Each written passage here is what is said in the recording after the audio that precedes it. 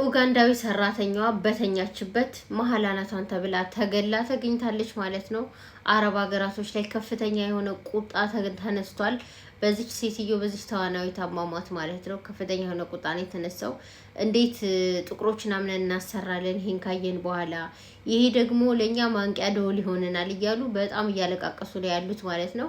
የ87 ዓመቷ ሶሪያዊት አርቲስት ሁዳ ሻዕራዊ ከመሞቷ በፊት ስለ ሰራተኞቿ ጸብ እንደነበረ ብዙ አለመግባባት እንደነበረ ደስ እንደማይላት ብዙ ነገር በየኢንተርቪዋ ትናገራለች ሴትዮዋ ማለት ነው።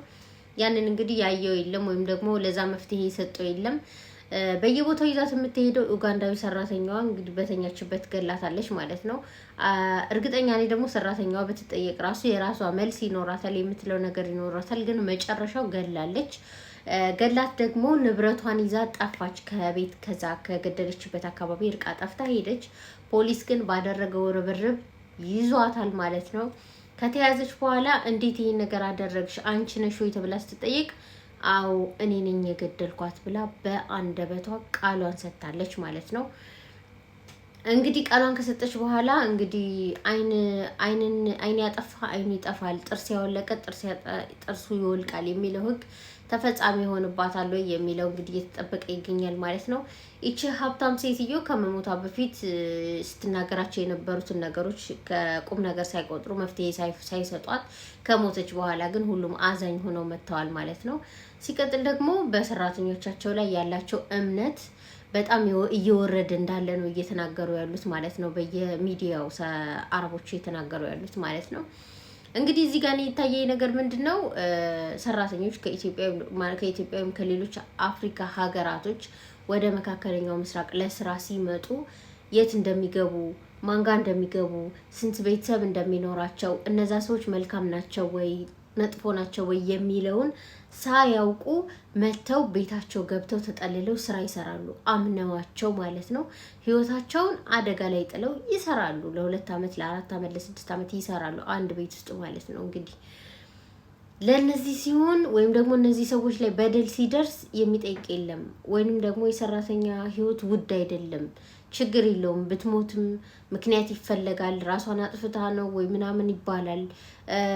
ወይም ደግሞ ነገሮች በጣም ስትረስ ሆነ ራሷን ካጠፋች በኋላ ራሷን ያጠፋችበት ምክንያት እነሱ ስትረስፉል አድርገዋት እንደሆነ ራሱ ምክንያት አይሰጥም የሚባለው። በቃ ራሷን አጥፍታ ነው ተብሎ ወይንም ደግሞ ተሸፋፍኖ ያልፋል ማለት ነው።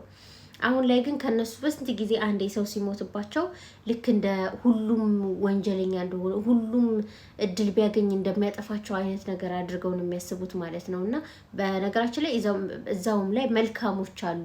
የሴትዮዋን ስራ ራሱ በራሳቸው ቋንቋ እያዋረዷት ሟቿን ማለት ነው። አላህ ይዘንላት ብዙ ነገር እያሉ ነበር። በህይወቷ እያለች ታማረር ነበረ ሰራተኞቿን። ወይንም ደግሞ ምግብ ለሰራተኛዋ ምግብ ትፈልጋለሽ ወይ ብለው ሲሰጧት ለሰራተኛዋ ምግብ ሲሰጧት አው እፈልጋለሁ ስትል ያሽፉባት ነበር። ሁሉንም ነው የምትቀበለው፣ እምቢ አትልም፣ የሰጧትን ትበላለች እያሉ ማለት ነውና ያ ኦብቪስሊ እነሱ ባህሪያቸው ነው። ግን እንደዚህ ሲሉ ሲያንቋሽሿት ነበረ። እዛውም ላይ ደግሞ እንግዲህ ሰዎች እያሉ ያሉት ለሰራተኞቻችሁ የምትሉትን ነገር ተጠንቀቁ። እነሱ ቤተሰቦቻቸውን ርቀው በናፍቆት ስራ እየሰሩ የልጆቻቸውን ትተው የሚኖሩ ናቸው። እናንተ ሁልጊዜ የምትነግሩትን ነገር አጠራቅመው አንድ ቀን እናንተ ላይ ተግባራዊ ሊያደርጉባችሁ ይችላሉ፣ ቂም ሊይዙባችሁ ይችላሉ ነው ያሉት ማለት ነው። በዛውም ደግሞ ትልቅ ሰዎች ላይ ሰራተኛ ስታስቀምጡ ካሜራ አድርጉ፣ አትመኗቸው። ትልቅ ሰዎች እንዴት እንደሚንከባከቡም ቼክ አድርጓቸው የሚሉም አሉ። በጣም ብዙ ነገር ነው እየተባለ ያለው። ሚዲያው ተቀውጧል ማለት ነው። በጣም ተቀውጧል ሚዲያው። በተለይ ጥቁር ከለር ብላክ ስኪን ያላቸው ሰራተኞች በጣም ትልቅ ፈተና ነው የመጣባቸው በከለራቸው ምክንያት። እንዴት ነው ጥቁር ሰው ቤት የማስቀምጠው? ጥቁር ሰው እንዴት ነው ልጆችን አምኜ ትቼ የሚሄደው ነው ቃል በቃል እያሉ ያሉት አረቦቹ ማለት ነው። ሁሉም ማለት አይደለም። ስላየኋቸው ቪዲዮዎች ነው የማወራው። ኮሜንትም ላይ በጣም ብዙ የዘረኝነት ነገር ነው እያየንባቸው ያለ ነው ማለት ነው። እያየናቸው ነው፣ የኮሜንትም እያነበብን ነው፣ ቪዲዮቻቸውንም እያየን ነው። ከአንደበታቸው የሚወጣው ነገር እንግዲህ በአፋቸው የሚናገሩት ነገር ልባቸው ያለውን ነገር ነው የሚናገሩት ማለት ነውና እየታዘብን ያለ ነው። የኛ ሰራተኞች የኛ ልጆች ሲሞቱ ምን ሲሉ ምክንያት ይሰጠዋል። እሷ እንደዚህ ሆና ነው፣ በቤተሰቦቿ ነው፣ በምን ብላ ነው ምናምን አለ የሚያደርጉባትን ጫና ይሸፍናሉ። እንደውም እቺ የሞተች ልጅ ሲሉ የነበረ የፈለገችውን ነገር ነው የሚደረግላት።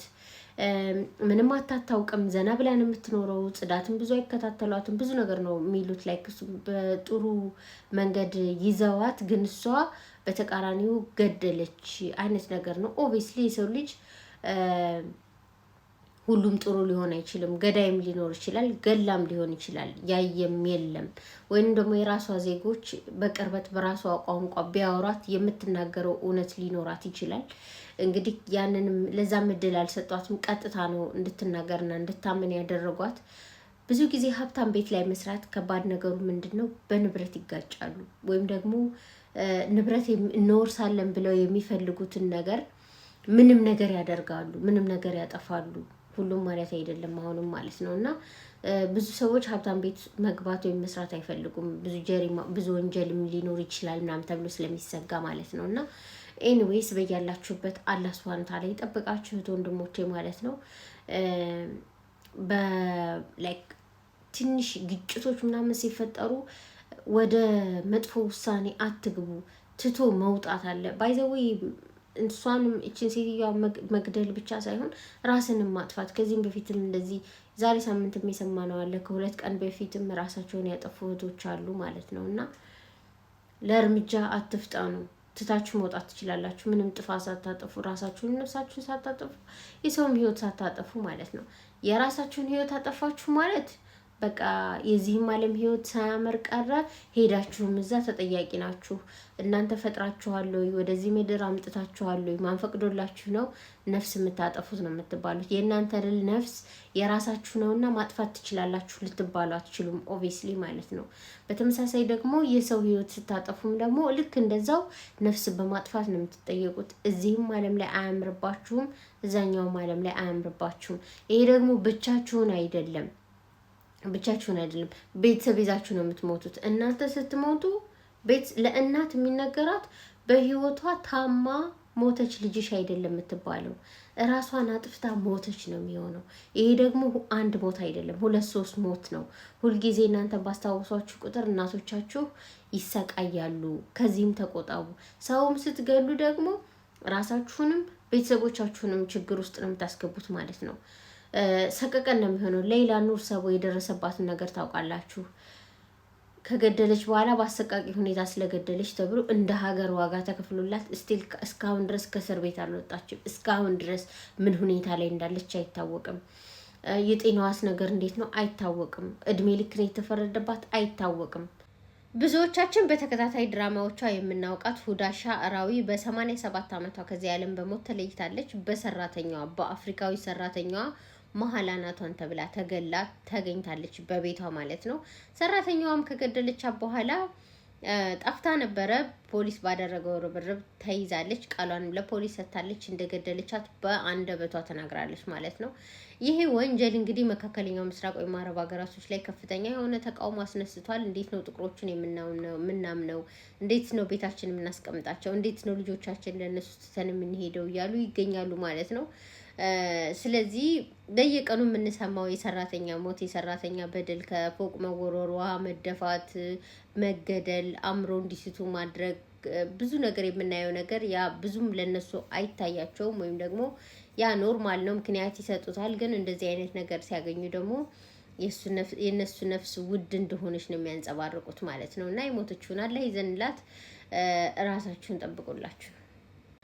ትወጣለች። ምንም የምናውቀው ነገር የለንም ማለት ነው። እና ከመሞቱ ብትተርፍም ያለችበትን ነገር ማወቅ አንችልም። ይሄ የቅጽበት የ5 ደቂቃ ለመወሰን መፍጠን ነው ይሄን የሚያመጣው። ስለዚህ የሆነ ነገር ከመወሰናችሁ በፊት አስቡ። ዋጋ የሚያስከፍል ነገር አታድርጉ። ትቶ መውጣት አለ። የዛሬዋን ጭንቀት የዛሬዋን ስትረስ አለማለፍ ከፍተኛ ዋጋ ያስከፍላል ማለት ነው። እናንተም ብቻችሁን ሳይሆን ቤተሰቦቻችሁን ይዞ የሚሞት ጉዳይ ነው። ስለዚህ ተጠንቀቁ፣ እራሳችሁን ጠብቁ ማለት ነው። እኔ ኤቨር ኦፊሻል ነኝ የምታውቁኝ ማለት ነው። ስለዚህ ቪዲዮችን ላይክ ቻናሌን ሰብስክራይብ በማድረግ ደግሞ አበረታቱኝ። በጣም ነው የምወዳቸው የሀገሮች ልጆች። እስከዛሬ የምለቃቸውን ቪዲዮዎች የተከታተላችሁ ኮሜንት እየጻፋችሁ ስለምታበረታቱኝ በጣም ነው አመሰግናችሁ ማለት ነው ጋይስ።